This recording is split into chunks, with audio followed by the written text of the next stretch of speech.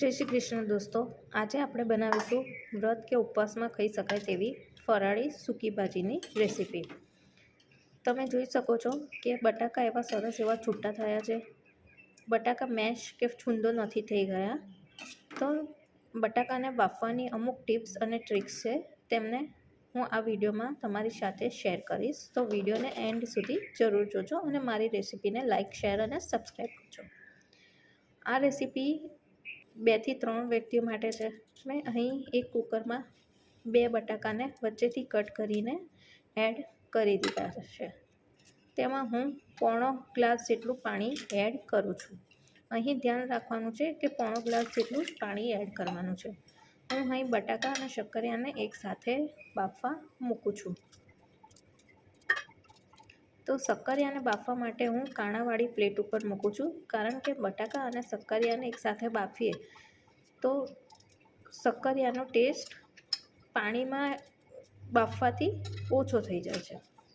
અહીં મેં નવા બટાકા લીધેલા છે, તેથી 4 થી 5 વિસલ થવા દેવાની છે।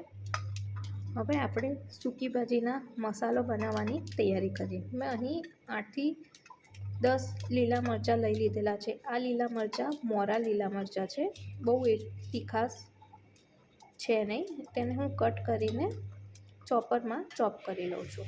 બીજી બાજુ આપણા બટાકા થઈ ગયા છે, તો બટાકાને મીડિયમ એવા સાઇઝમાં કટ કરી લઉં છું। હવે વઘાર માટે આપણે એક કઢાઈ લઈશું। કઢાઈમાં મેં 3 થી 4 ટેબલ સ્પૂન તેલ મૂક્યું છે। તેલ થઈ ગયા બાદ તેમાં 1 ચમચી જીરું એડ કરીશું અને તેમાં પીસેલા સિંગદાણાનો ભૂકો એડ કરીશું। સિંગદાણાને સરસ એવા તેલમાં શેકી લેવાના છે। તમે જોઈ શકો છો, સિંગદાણા શેકાય ત્યારે ઘરમાં સરસ એવી સ્મેલ આવે છે।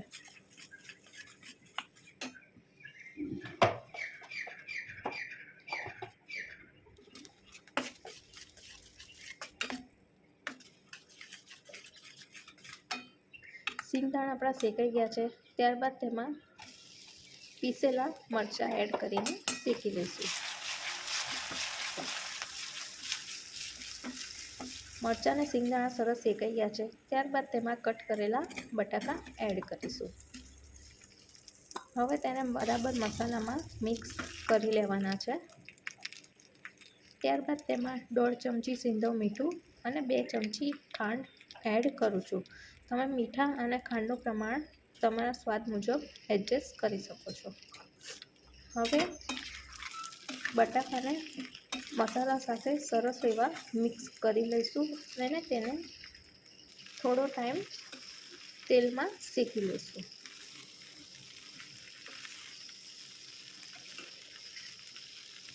તેલમાં શેકવાથી તેનો મસ્ત એવી ફ્લેવર બહાર આવે છે। તમે જોઈ શકો છો કે આપણા બટાકા બધા આખા રહ્યા છે, સહેજ પણ છૂંદો થયો નથી। તો તૈયાર છે ખાટી મીઠી ફરાળમાં ખાઈ શકાય તેવી સૂકી ભાજીની રેસીપી। આપણે તેને કોથમીરની મદદથી ગાર્નિશ કરશું અને કોથમીર એડ કર્યા પછી ગેસની ફ્લેમ તરત બંધ કરી દઈશું।